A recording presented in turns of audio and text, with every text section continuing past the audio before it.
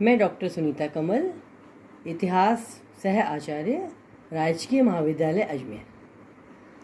आज मैं प्रथम वर्ष में प्राचीन भारत का इतिहास विषय जो सिलेबस में है, आपके पाठ्यक्रम में है, उसके अंतर्गत एक चैप्टर है मौर्य साम्राज्य के पतन के लिए अशोक का उत्तरदायित्व। आज हम लोग वो चैप्टर डिस्कस करेंगे।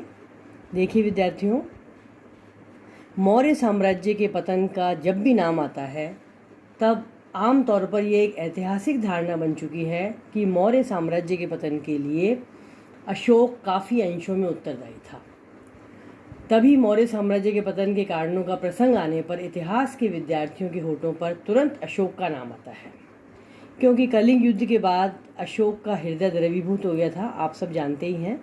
और उसके बाद उसने अपनी तलवार को हमेशा हमेशा के लिए म्यान में रख दिया था।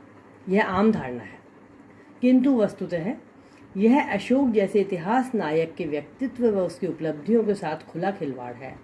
अशोक का मौर्य साम्राज्य के पतन के लिए उत्तरदायी मानने वाले विद्वानों में से एक डॉक्टर R.C. मजूमदार ने स्वयं इस तथ्य को स्वीकार किया है कि मौर्य साम्राज्य का पतन अशोक की अनुपस्थिति में भी शीघ्र अथवा देर से निश्चित था। भारत के ही नहीं बल्कि विश्व इतिहास के हर राजवंश ने कुछ समय के लिए ऐतिहासिक रंगमंच पर अपने कारनामे दिखाए हैं और फिर लुप्त हो गए हैं। मौर्य साम्राज्य को भी इसी उदाहरण के तहत हमें देखना चाहिए। अशोक की शांतिवादी नीति को मौर्य साम्राज्य के पतन के लिए उत्तरदायी बताने वाले विद्वान शायद ये भूल गए हैं कि अगर शांति पतन का कारण है और आक्रामक नीति सफलता की निशानी है, तो फिर युद्ध प्रेमी राजपूतों का पतन क्यों हुआ और मराठों को अंत में अंग्रेजों की शरण क्यों लेनी पड़ी। अशोक की शांतिवादी नीति घातक नहीं थी। अशोक समय की दुर्बलताओं से परिचित था। वह सैनिक विजय की निरर्थकता को भी जानता था। उसने अपने साम्राज्य का इसलिए अधिक विस्तार नहीं किया। यद्यपि अशोक ने भेरी घोष का परित्याग कर धम्म घोष को अपना लिया था, किंतु इसका तात्पर्य यह नहीं है कि वह पूरी तरह से शांतिवादी हो गया था और उसने अपनी सेना को भंग कर दिया था। डॉक्टर नीलकंठ शास्त्री के अनुसार इस बात का कोई प्रमाण नहीं है कि उसने अपनी सैन्य शक्ति में कोई कटौती की थी या साम्राज्य की रक्षा व्यवस्था के प्रति वह उदासीन हो गया था।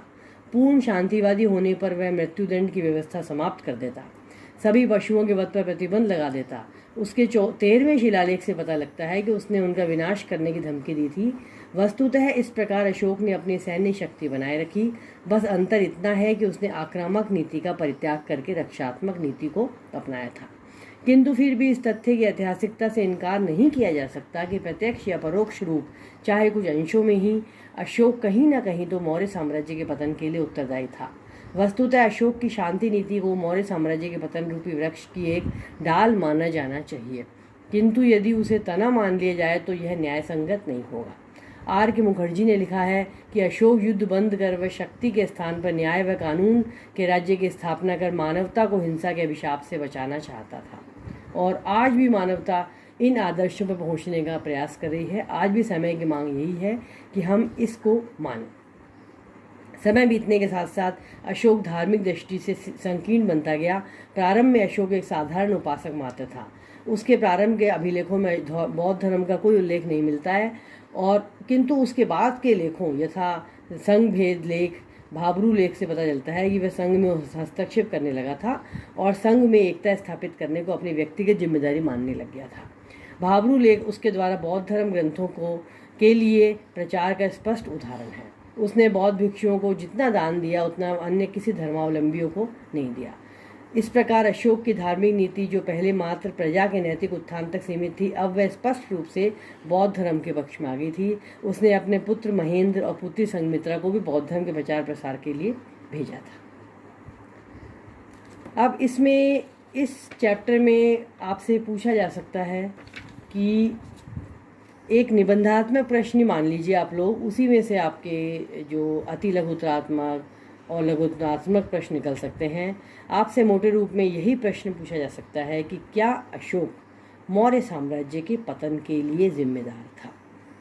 धन्यवाद।